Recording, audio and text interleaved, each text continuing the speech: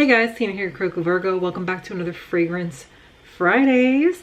So some of you may know this. I do have a little bit of a shoe addiction. You already know what type of shoe it is. No, it's not the one that you wear on your feet. The thumbnail gave it away. But if you didn't get it from the thumbnail, I mean a perfume shoe. The Carolina Herrera Good Girl line. I do have a little bit of an obsession. It started with this bad boy right here, little 1 ounce bottle. Loved it so much that we really only got that much left, so we're saving this for my travel, even though this is just the bane of my existence. I ended up upgrading that one. We ended up getting the big girl, I should say, shoe.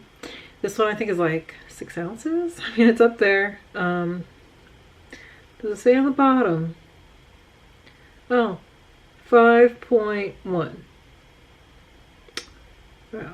5.1 ounces, so quite a lot in here, if I do say so. It's pretty hefty.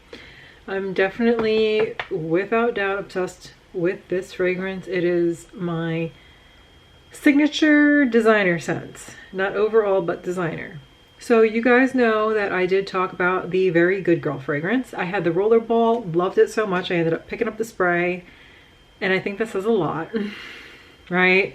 I did make a comparison to this with the Parfums de Marly Delina, the really overhyped fragrance. I did make a comparison to that. And then, you know, got to looking, and I saw this gem right here, Very Good Girl Glam. Very Good Girl Glam. So I said, self, sounds very promising. We really like the notes and we've had nothing but positive experiences thus far. So I didn't even get the rollerball. I just went straight in with it. And I don't regret it. I'm going to tell you a little bit about it, but just as a little preview to the future, we are going to talk about some of my other shoe addictions. I really like this line, if you couldn't tell.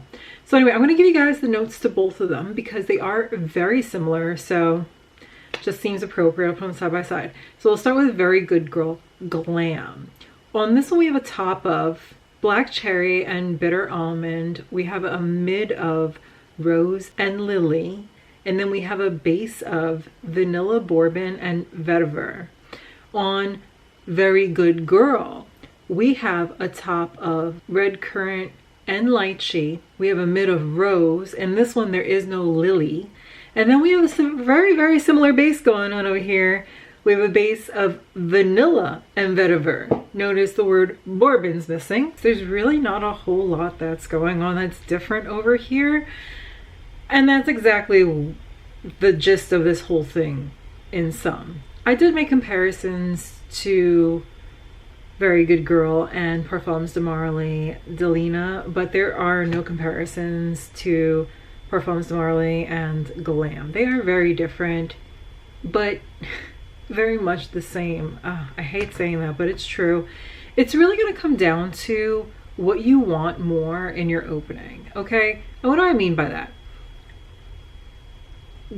Performance, longevity. Let me just knock this out of the way. Performance, longevity, they're both very similar. I get monster beast mode performance with both of them. I have enormous scent bubbles with both of them. All right. It is up for debate which one's stronger than the other. I really just think it comes down to where I'm going and how much I'm putting on that day. They are both scent bombs.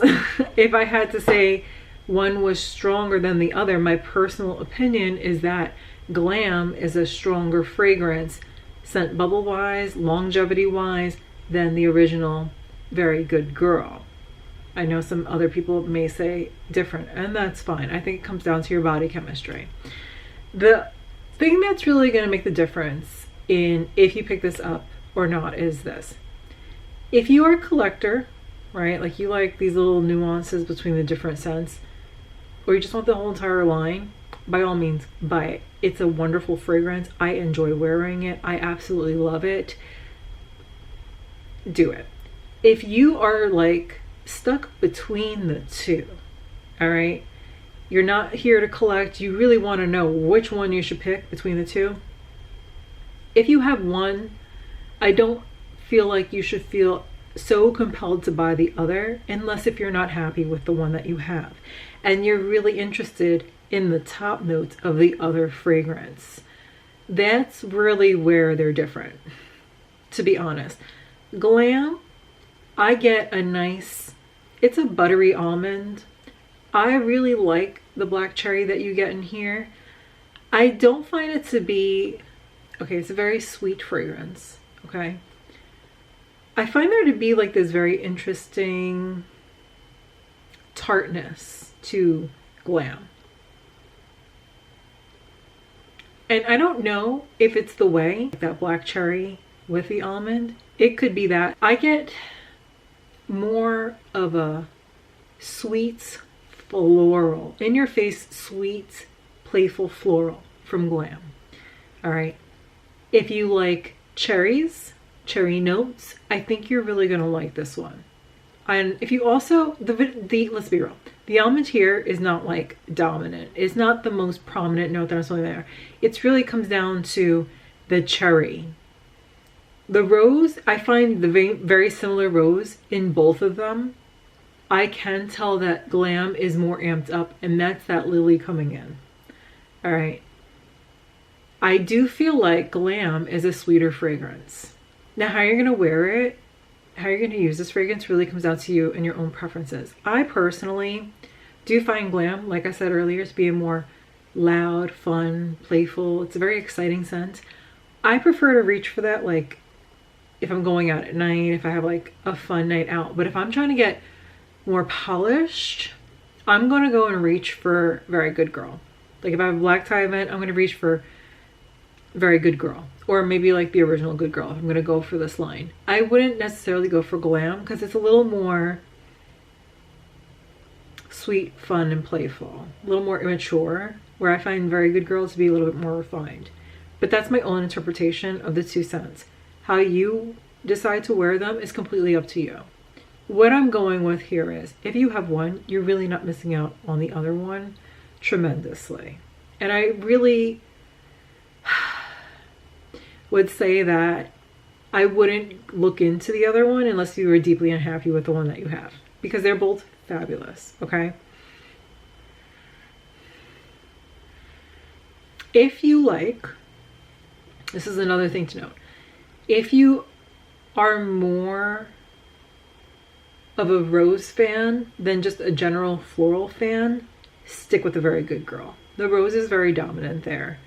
Blending the lily with that black cherry and the almonds in Glam, I lose that quality about the rose that I love. That's an important thing to note. The base, once these like go to their very end, they're very similar. There is a difference. I find that I can tell the difference mainly by how sweet they are. That's my key difference.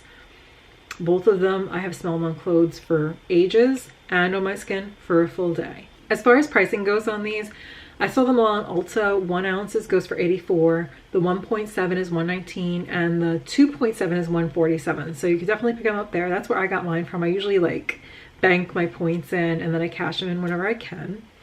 Let's see, I think I covered everything. Oh, gender, I mean, listen, it's a very ultra feminine fragrance, but if you're a guy and you like these notes, go for it. Just pick it up, go for it. Whatever makes you happy and floats your boat, do it. We did longevity. I mean, I think that's pretty much it. If you have any questions about them, this one in particular, how they are similar or different, put it down below. I love hearing from you. I don't know which one of the two I'm going to pick for my next Fragrance Friday, but it'll definitely be one of the two. So until then, bye guys.